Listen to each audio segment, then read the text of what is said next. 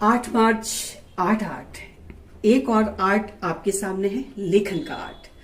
लौट आओ दीपशिखा, आसमानी आंखों का मौसम, मालवगढ़ की मालविका, टेम्स की सरगम, मुझे जन्म दो मां, प्रेम संबंधों की कहानियां, ख्वाबों के पैरहन, और क्या क्या आपको दिखाएंगे और क्या क्या आपको बताएंगे, ये बस थोड़े से इंतजार के बाद आपके सामने होगा।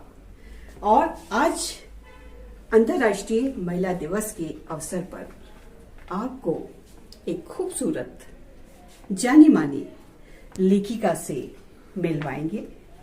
आइए उनकी छवि दिखाते हैं पहले पेपर कटिंग के रूप में। आप देख रहे हैं छाई हुई है पूरे व्हाइट बोर्ड पे।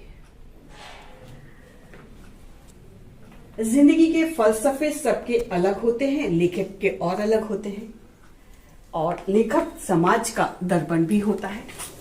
तो आइए 8 मार्च 8/8 की लेखिका से मिलते हैं और जानते हैं कि लेखन के उनके गुण क्या क्या हैं।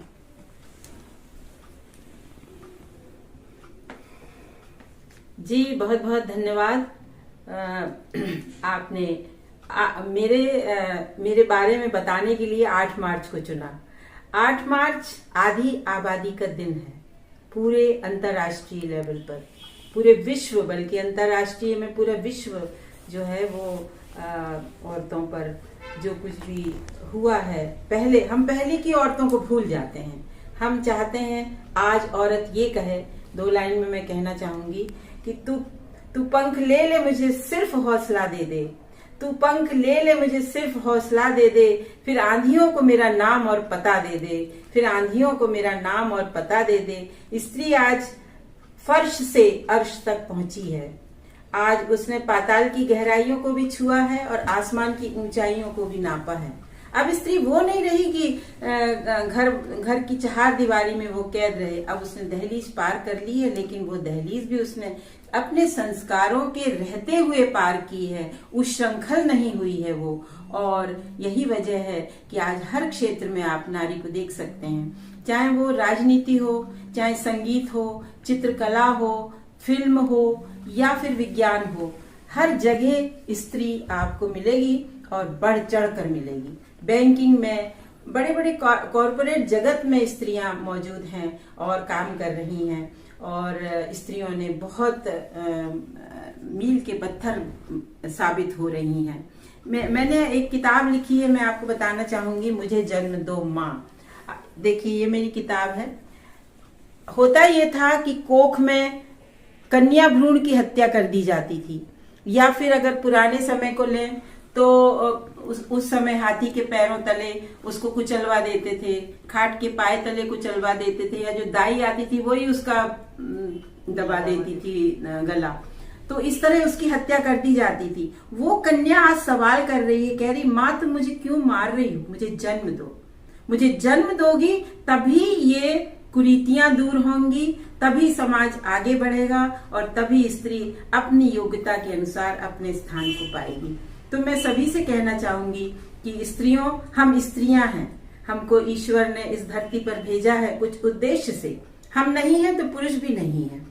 आज पुरुष हमारे कारण है, और हम ये कहना चाहेंगे जैसे तराजू होता है, दोनों पलड़े होते हैं, उसमें तो पुरुष और स्त्री दोनों समान है। आप समान रूप से चलिए, कंधे से कंधा मिलाकर चलिए, अपना जीवन इसी में सफल बनाइए। और स्त्री होना एक वरदान है ईश्वर के तरफ से। उस वरदान को हमें अपने व्यवहार में, अपने उद्देश्य में, अपने कामों में जाहिर करना चाहिए। और मैं इतना ही कहना चाहूंगी, और आप सबको महिला दिवस की बहुत बहुत शुभकामनाएं। धन्यवाद। तो हमारी सखियों को हम बताएंगे, बाकी सारी दुनिया को हम बताएंगे कि महिला होना ईश्वर के द्वारा प्रदत्त एक ऐसी शक्ति है जो जीवन प्रदान करने की शक्ति रखती है।